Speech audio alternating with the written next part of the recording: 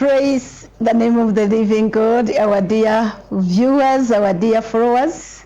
Izina ry'Imana yacu rihimbazwe inshuti mudukurikiranye muri aka kanya. I want us to hear the word of God. Ndagira ngo twumve ijambo ry'Imana. The topic of our teaching today. Ubutumwa bw'uyu mugoroba tugiye kuba tubigisha. The topic says hope in hopeless situations. Bufite umutwe uvuga uti kugira ibyiringiro mu mibereho idashobotse. Hope in hopeless situation. Kugira ibyiringiro mu mibereho ubona yuko idashobotse.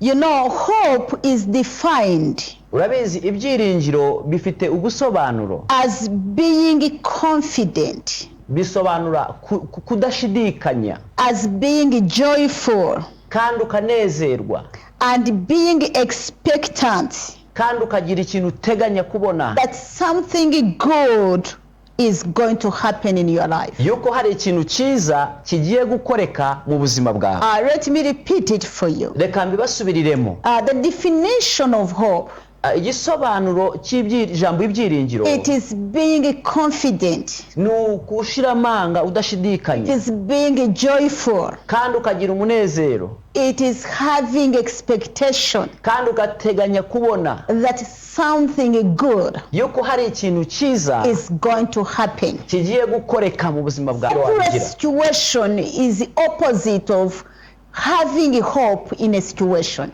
Iyo mibereho ndimo gusobanuraho ni yindi aho uba udafite ibyiringiro, nicyo kinyuranye cyo kuba ufite ibyiringiro. So I am saying you can have hope Ndimo ndakubwira ngo birashoboka ko wagira ibyiringiro in nawe your hopeless situation, mu mibereho ugera ukabona ntibishoboka ko wagira ibyiringiro, because hope kuko ibyiringiro is a source of energy. niyo soko y'imbaraga zawe. Hope is a source of energy to mankind. Ibyiringiro niyo soko y'imbaraga umuntu akeneye, Hope is a source of strength to every person. kandi ibyiringiro ni isoko y'imbaraga y'inkomezi ku muntu wari wese. Living this life without hope, Kubaho muri ubu buzima udafite ibyiringiro, living in this world hopelessly, kubaho muri iyi si nta byiringiro ufite, that means no one can determine that you are going to be here tomorrow. ibyo bisobanura ko nta n'umwe ushobora kwemeza yuko ejo uzaba ukiriho. Your life is undeterminable. Icyo gihe udafite ibyiringiro ubuzima bwawe ntawabugenga, When you have hope, ariko iyo ufite ibyiringiro, when you have hope, iyo ufite ibyiringiro muri wowe, you create a way in your future. urema inzira mu buzima bwawe y'ejo hazaza. You create a way out in your situations. Urema uburyo n'inzira mu mibereho yawe ubona itoroshye. So I want to take you in the word of God. Ndagira ngo tujyane mu ijambo ry'Imana.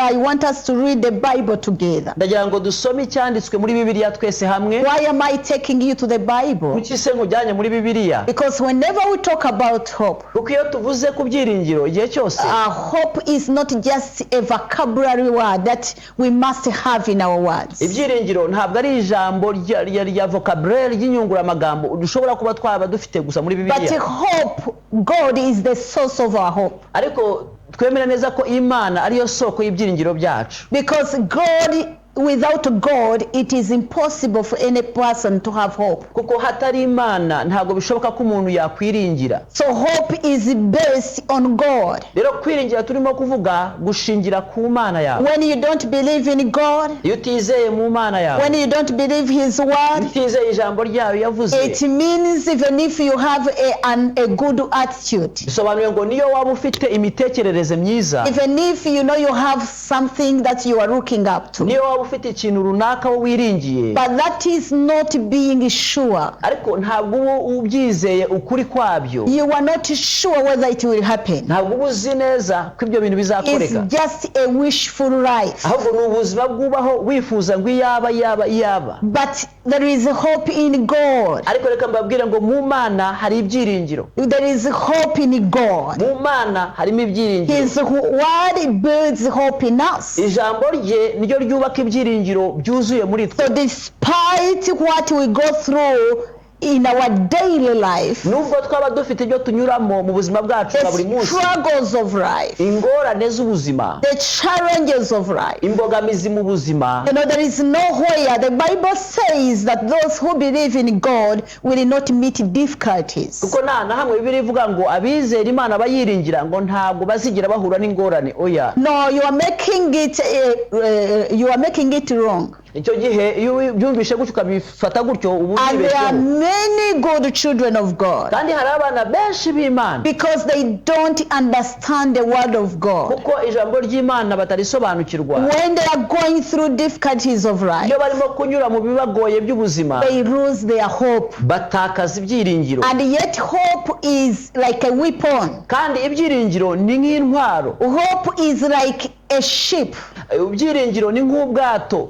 When the ship is in the sea, Iyo ubwato buri hagati mu nyanja, and normally we know the sea are large and wide and they are so deep. kandi tuzi ko inyanja ngari ziba ari ndende cyane ubujyakuzimu ndetse n'ubutambike ari ngari, But because you are inside the ship, ariko kuko uri imbere mu bwato, this water of the sea cannot affect you. aya mazi yo mu nyanja ntabwo akugeraho, nta n'ingaruka So yakugeraho. hope is like a vehicle Rero ibyiringiro bimeze nk'imodoka, that goes through rain imodoka igenda n'igihe imvura irimo kugwa, and it takes you to your destiny. imodoka igakomeza ikakujyana ikakugeza aho ugana. So as a child of God, Rero nk'umwana w'Imana you need to have hope in your hopeless situation. urasabwa kugira ibyiringiro mu mibereho ubona idashobotse. I want to take you in the Bible. Ndagira ngo twinjire muri Bibiliya. If you have your Bible close to you, Niba ufite Bibiliya iruhande rwawe just kwegereye, open the Bible in the book of Mark. bumbura Bibiliya yawe mu gitabo cya Mariko. Mark chapter 9, Mariko ibice byaho 9 verse 14 to 27. kuva ku murongo wa 14 tugere ku wa 27. Because of time, we may not read all these Buri scriptures, gihe dufite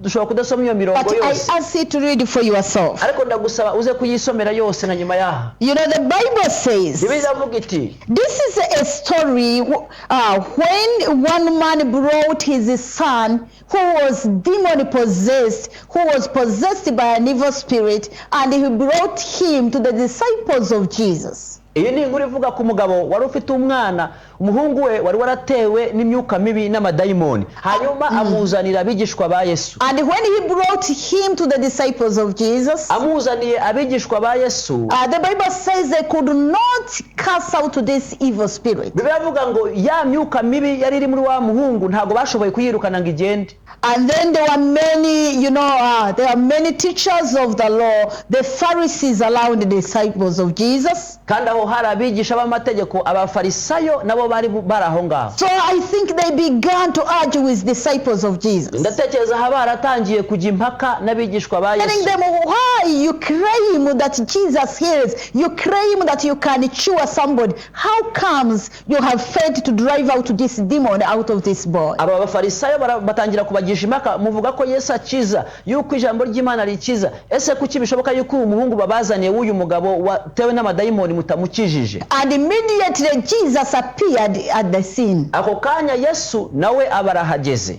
And then Jesus began to ask them, why are you urging? Yesu atangira ababaza ati, ese impaka zanyu ni iziki? And then the father of the boy, Rero ise uriya mwana w'umuhungu wari watewe n'amadayimoni, because he was a man who had lived a hopeless situation because of his son for so many years. kubera ko yari umugabo wari waratakaje ibyiringiro, kubera ko umuhungu we yari amaze igihe kinini arwaye ari muri ubwo buzima. Immediately he answered Jesus, he said, teacher, I brought you my son, who is possessed by the spirit, that he has robbed him of speech. Arangira amusubiza ati, mwigisha, nazaniye abigishwa bawe umuhungu wanjye watewe n'amadayimoni, amadayimoni aramufata ndetse akamukubita hasi ndetse n'ijwi rye akarijyana. The situation this man was in, imibereho uyu mugabo wari urwaje umwana yari arimo, was a hopeless situation. yari imibereho yo kutagira ibyiringiro. His son who had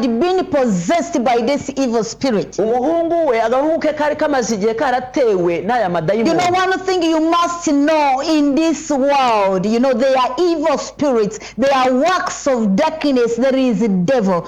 Devil is so real, like you are a real person. Icyo ugomba kumenya kuri iyi si inshuti yanjye nuko imyuka mibi irahari. Satani n'abambari be barahari, barakora kandi barakora ku mugaragaro nkuko nawe ku mugaragaro tukubona nk'umuntu muzima. So the father of the boy began to explain to Jesus what happens to his son. Rero uyu mupapa wari ufite akana k'agahungu karwaye atangira gusobanurira ibyabaye abibwira Yesu. In verse 18 he says, whenever it seizes him, it throws him to the ground, he foams at the mouth, gnashes his teeth, and becomes rigid. Atangira kumubwira ati iyo amadayimoni afashe umwana wanjye w'umuhungu akamutera yikubita hasi agahekenya amenyo akabira urufuro ndetse akagangarara wese.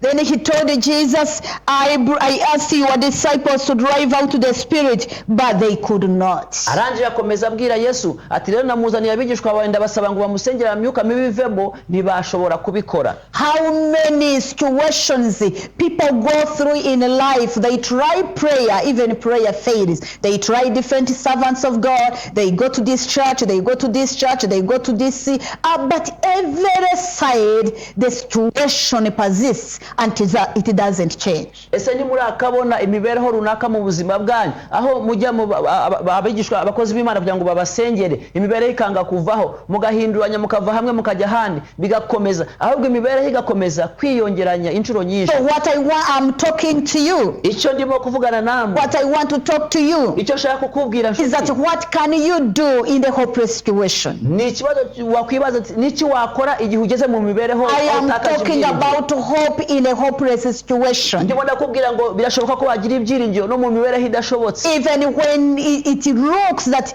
several prayers has not, helped you. N'igihe bigaragara yuko amasengesho menshi wasenze atigeze akora. Even when it looks that there are those ones who promised miracles to you, but when they prayed for you, nothing changed. N'igihe hari abagusezeranye ko bari bugusengere, abandi bakagusezeranya ibitangaza, ariko wowe imibereho yawe ntihagire impinduka ikoreka. Should you lose hope? Ese icyo gihe ukwiye gutakaza ibyiringiro ukabivamo, and you become hopeless? Waragize ukabaho nta byiringiro. Should you lose hope? Ese watakaza ibyiringiro and you become miserable? Ukaba umunyamibabaro gusa? No. Oya. You must have hope. Ugomba kugira ibyiringiro in that hopeless condition. Muri iyo mibereho ubona igoye idafite ibyiringiro. No matter how long it has been there. Nacyo bivuze igihe bitwaye icyo kibazo uri kumwe nacyo. I don't know how many years. Sinzi imyaka runaka bitwaye. For God to work. Kuko kugira ngo Imana ikore. He is not threatened by the how many years you have been in that condition you are in. Imana yacu ntabwo iterwa ubwoba n'imibereho imyaka umaze muri icyo kibazo cyawe. Our God is not threatened Imana yacu ntiyigiterwa ubwoba na gato about how many physicians you have visited and they couldn't heal you. Na nubwo iterwa ubwoba n'abaganga benshi wagiyeho kugira ngo bakuvurire ubuzima bwawe ariko ntibuhinduke. Our God is not hindered. Imana yacu ntije ihinduka ntikumirwa by how many people, many pastors, great people whom you call great in the spirit, who have tried to pray for you and it hasn't worked. Nta gishobora gukanga Imana niyo waba ugerageje abashumba benshi abakozi b'Imana batandukanye ukajyayo ariko ukabona imibereho ntabwo yahindutse. Make sure don't lose your hope. Wowe kora ibishoboka byose we gutakaza ibyiringiro byawe. See what happened. Reba ibyabaye. Then Jesus said these words. Yesu arabasubiza avuga aya magambo. You unbelieving generation. Mwa rubyaro mwe rutizera. Jesus wondered.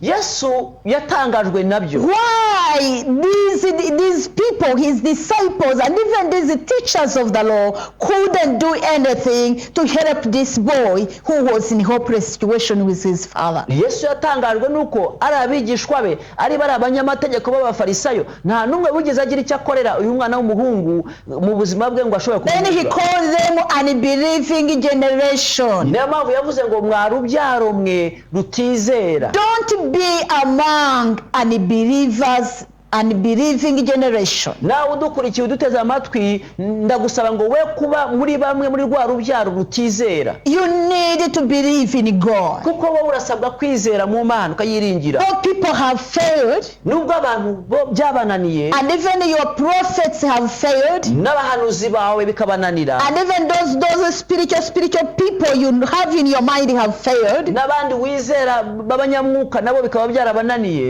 There is a God who cannot fail you. Reka nkubwire ngo hari inkuru nziza, hari Imana itagiye kunanirwa. You need to put your hope in God. Ahubwo ugomba gushyira ibyiringiro byawe cyane mu You Mana. have to have hope. Ugomba kugira ibyiringiro, You have to be confident. ugomba gushira amanga. Even in that situation you are in, Yewe nubwo waba ukiri muri iyo mibereho, even in that condition you are facing, yewe no muri ubwo buzima uhuye nabwo, even before that case you don't know what to do about. yewe n'imbere y'urwo rubanza utazi uburyo uri bubyitwaremo. When you believe in Jesus, Kuko niwizera Yesu, it doesn't matter. ntacyo bivuze ibyo He byose. knows how to solve your condition. Yesu azi neza uburyo akemura ikibazo So you cyawe. need to have hope in Him. Rero ugomba kumwiringira. Be confident. Shira amanga nshuti, Be joyful. gira umunezero, Be expectant. mwiringire kugira icyo ubona gikoreka mu Be buzima bwawe. expectant. Mwiringire kubona ikintu gikoreka Have mu a buzima bwawe. positive mindset. Gira imyumvire mizima That is based on the God's promises. kandi ishingiye ku cyo Imana yavuze ku That buzima no bwawe. matter what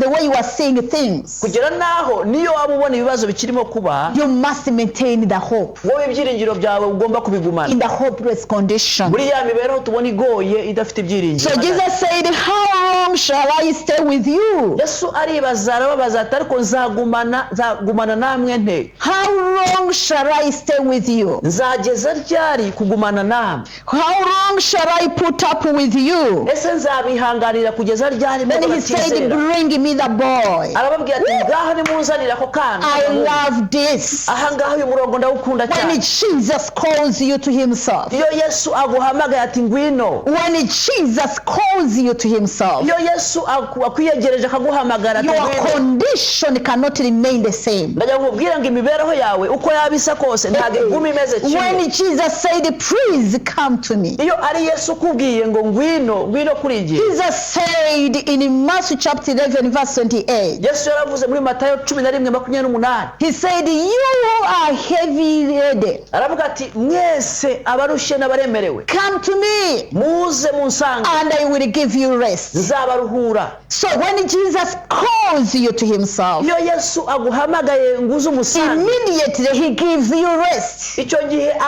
ako kanya aguhereza uburuhukiro. That is what happened to this man and his son. Nibyo byabaye ku muhungu w'uriya mugabo. The Bible says when they brought the boy to Jesus, Yesu aravuga ngo Bibiliya avuga ngo bazanye ka gahungu bakazaniye Yesu. Jesus first of all asked the father of the boy. Yesu yarabanje abaza ise w'uyu muhungu wari He urwaye. said, how long has it been like this? Yesu yarabanje aramubaza ati se amaze igihe kingana iki ari mu mibereho nk'iyi? And the father of the boy said, from childhood. Ise w'aka gahungu aravuga ati kuva kakiri akana gato. Oh, and then it said he has often thrown him into fire or water to kill him. But if you can do anything, take pity on us and help us. Uyu mugabo atangira kumurondorera amateka y'umwana w'umuhungu, uburyo yarwaraga, uburyo yafatwaga akamukubita hasi agahita inyamenge akabira urufuro, atariko niba ubishaka Yesu nyiriza umwana wanjye. Hear the words of a desperate man. Umva amagambo y'umugabo wari wihebye yavuze. Hear the words of a man who has been in a hopeless situation. Umva amagambo y'umugabo wari mu mibereho mu by'ukuri nta byiringiro agifite muri we. He told Jesus, Abwira Yesu, my son has been like this since childhood. agahungu kanje kuva kakivuka nuko nguko kamye kamera. He said this spirit normally comes and throws him in the fire. Aramubwira ati ya madayimoni araza akamukubita akamujugunya mu muriro. He throws him in the water, Rimwe na rimwe akamutura mu mazi, like killing him totally. mu by'ukuri akamusiga yamuhereje yapfuye. And immediately, and the father of the boy said, if you can. Ariko arongera aravuga ati ariko mwigisha niba ushoboye. Imagine the words he told him. Umva amagambo yakoresheje The amubwira. father of the boy told Jesus, if you can. Uyise w'uyu muhungu abwira Yesu ngo niba ubishaka, niba ubishoboye. He was not sure. muri make ntabwo He was not yizeye, sure of the power of Jesus. ntabwo yari yizeye, ntabwo yari azi neza imbaraga Yesu afite. Maybe he thought he's going to be like disciples and the other ministers who couldn't help him. ahari yibwiye ko Yesu ari bumere nk'ababigishwa be n'abandi bakozi b'Imana batigeze And bamufasha. he said, if you can. niko kumubwira ngo niba ubishoboye. And Jesus replied him. Yesu aramusubiza. Jesus said, if I can. Yesu Jesus said, aramubwira, ugize uti niba mbishoboye. he said, everything is possible for one who believes. aramubwira ati ibintu byose bishobokera uwizera. Everything is possible for one who believes. byose bishobokera uwizera. So God is calling us to believe him. Imana irimo iraduhamagarira kugira ngo tuyizere. Let's believe his word as it is. izera ijambo ryayo nk'uko riri. It is as simple as that. nicyo gusa, ntabwo bigusaba ibintu byinshi. Don't try to add on other things. wigerageza kongeraho ibindi bintu The byinshi. Bible says a man believes with his heart. biravuga ngo kuko umuntu yizeza umutima we. It is your heart that needs to believe. nawe umutima wawe niwo usabwa kugira ngo wizere, And he ukoreshe umutima wawe. confesses with his mouth. yarangiza akatuza akanwa ke, And he is saved. yarangiza agakizwa. Your salvation comes when you believe in your heart. nawe agakiza kawe ukeneye kaza igihe wizeye mu mutima Your wawe. victory comes when you believe in your heart. n'ubutsinzi bwawe buza ari uko wizeye mu mutima wawe. It is not how many places you go and they prophesy over your life. kuko icyangombwa si ahantu hagiye ujya hatandukanye ngo bagusengere baguhanurire. si aho Don't ngombwa. stop visiting those places where you need people just to prophesy and tell you, I see, I see a grave before you. You are going to die next week. I see somebody bewitching you. Come out of that kind of confusion life. ndakuburira nkubwira ngo vaho hantu ujya kenshi bakaguhanura bakakubwira ngo ndabona imvi gucukuriwe, ariko ntakubwire ko hari n'Imana igukijije iyo mva. aho hantu ndakubwira ngo have. Uzageza hehe gukunda kuraguza? how much will you stop to go for sorcering? Because uko no kuraguza. because that is witchcrafting. Ntabwo dukeneye ibindi bintu birenze ibyo tubona mu ijambo ry'Imana. we don't need other things apart from what we see from the word of Ijambo God. ry'Imana rifite imbaraga zo kubohora ubuzima The bwawe. word of God is powerful to even deliver your life. Ariko abantu benshi cyane Imana muyifata nk'umupfumu. But most of the people, you consider God as if he's a sorcerer. Imana ntabwo ikeneye ubwo buromborombo bwanyu. God does not want all those details. Ijambo ry'Imana riri straight, The word of God is riri ku straight. murongo. It is straight and perfect. Imana igushakaho. Yesu abwira uyu mugabo ngo uravuze ngo naba mbishaka. Ahubwo Yesu aravuga ati byose bishobokera uwizeye. What God wants of you, Jesus asked this man that you say that if I can, it is possible for everyone who trusts in God. So trust in God. iringira Imana nshuti. You know, that is the true religion. iryo ni ryo dini nyakuri. The true religion is our faith in Christ Jesus. idini nyakuri ni kwa kwizera dufite muri Kristo Yesu. Ntabwo ari ubwo buromborombo bwose bwo tujyamo. It is not all those details and the corners. You know, Christianity is a journey. agakiza ubukristo ni urugendo. Christianity is a journey, it is not an event. ubukristo ni urugendo, ntabwo ari ikintu kiba nk'uburabyo. It is your lifestyle. ni imibereho yawe ubamo umunsi ku It wundi. is your everyday lifestyle. ni ubuzima bwawe bwa buri munsi uko ubayeho. When you put your trust in God. iyo wiringiye Imana yawe. So to make this story short as I conclude, kugira ngo duhine iyi nkuru ndi hafi no gusoza. then Jesus, they brought to him this boy. bazanira Yesu aka kana k'agahungu. And he said, you deaf and mute spirit, aravuga ati wa mwuka utera gupfa amatwi ndetse no kutavuga. I command you, come out of him and never enter him again. ndagutegeka ngo umuvemo kandi ntuzamugarukemo ukundi. I command you to come out of him. ndagutegeka ngo umuvemo. Do you